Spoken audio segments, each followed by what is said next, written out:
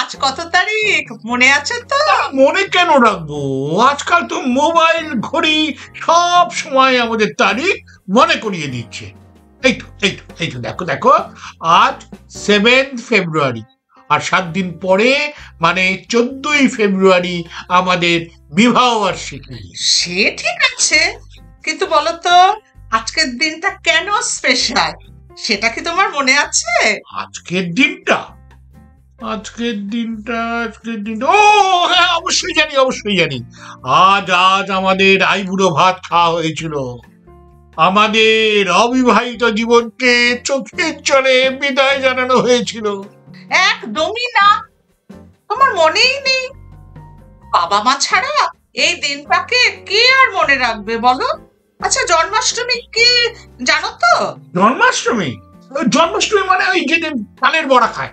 যাক বাবা, তোমার খালি জন্মাষ্টমীতে তালের বড়ার কথাই মনে পড়লো। ও তাহলে নিশ্চয়ই আর জন্মাষ্টমী না হলে অবশ্যই তোমার বাবা মার বিবাহ বার্ষিকী। হিন্দ দিলাম তাও বলতে পারলে না, কি ব্যাপার বলো তো? আমার ব্যাপারে তুমি কবে থেকে এত উদাসীন হলে? তুমি তো এরকম ছিলে না। না মানে এখন অবসর গ্রহণ করেছি, বয়স হচ্ছে, সব কি আর মনে থাকে? বাজে কথা ছাড়ো তো, তোমার এমন কিছু বয়স হয়নি যে সব ভুলে বসে আছো। বাকি সব কথা তো বেশ মনে থাকে দেখি। আজকে আমার জন্মদিন, সেটাই ভুলে গেলে? আরে না, ভুলবো কেন, দেখছিলাম তোমার মনে আছে কিনা। আচ্ছা বল, এত বছর ধরে কোনোবার কি তোমার জন্মদিন ভুলে গেছি? তাহলে উইশ করছিলে না কেন? তোমার জন্য তোমার প্রিয় একটা দারুণ কেকের অর্ডার করেছি, এক্ষুনি আসবে। ওটা আসলেই ভাবছিলাম তোমাকে একটা সারপ্রাইজ দেব। ওই তো কেক চলে এসেছে, খুলছি। Thank you.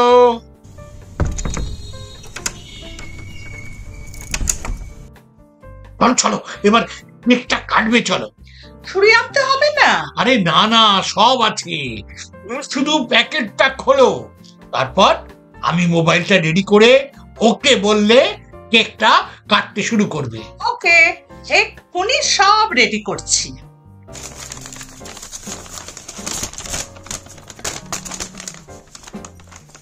আরে কি, এই কেকটা কার? কি প্রশ্ন করছো, আবার কার হবে? আরে তোমার জন্যই তো এই কেক। তবে কেকের উপর কার নাম লেখা আছে? কেন, তোমার নামই তো লিখতে বলেছি। দেখো এতে কি লেখা আছে? শুভ জন্মদিন দীপিকা। দীপিকা লিখেছে? আরে আমি তো বলেছিলাম লিপিকা লিখতে। আরে অমন কটমট করে তাকাচ্ছ কেন? আরে আমার কি দোষ, দোকানদারই তো লিখেছে ভুল।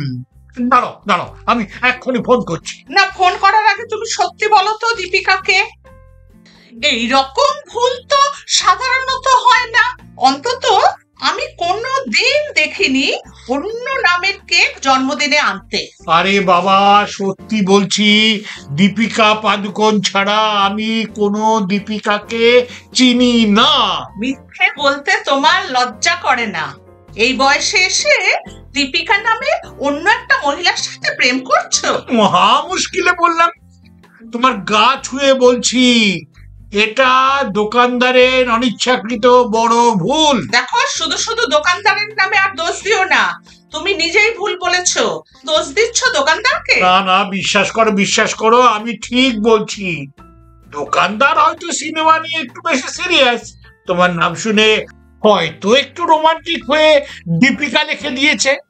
বাজে কথা বলো না, আমার জন্মদিনে তোমার এই রোমান্টিক গল্প শুনতে না আমার একদম ভালো লাগছে না। আচ্ছা ঠিক আছে, এবার থেকে তোমার নামটা দোকানদারের সামনে স্পেলে বলে দেব, LIPIKA।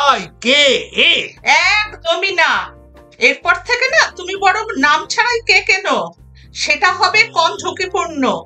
বলা তো যায় না আবার কেকের উপর অন্য কোনো মহিলার নাম লেখা থাকবে। ওরে বাবা, আমার দারুণ শিক্ষা হয়েছে, আর ভুল হবে না। চলো এবার কেকটা কাটো। আমি দীপিকা নামের কোনো কেক কাটবো না। এই বয়সে এসে নাম চেঞ্জ করতেও পারবো না। কেন? দীপিকার নামটা তো খারাপ না। তাহলে তোমার নামটাও এখন থেকে চেঞ্জ করে তিলকের জায়গায় দীপক করে দিই। তুমি দীপক আর আমি দীপিকা হয়ে যাই। হ্যাঁ? আচ্ছা আচ্ছা আচ্ছা, তোমার এই কেকটা কাটতে হবে না, আমি অন্য কেক আনিয়ে দিচ্ছি। সত্যি কথা বলো তো, তুমি দোকানদারকে কি নাম লিখতে বলেছিলে? আবার? আরে নাম তো ঠিকই বলেছিলাম। দোকানদারের হয়তো দীপিকা নামে কোনো প্রেমিকা আছে, তাই লিপিকা লিখতে গিয়ে দীপিকা লিখে ফেলেছে।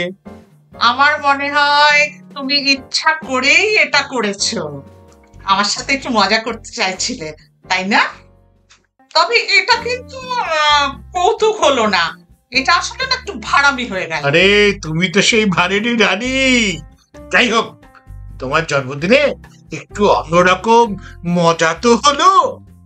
এবার চলো চলো, তুমি কেকটা কাটো আর আমি ছবি তুলি আর চিৎকার করে বলি, happy birthday to you, happy birthday to Lipika, happy birthday to you.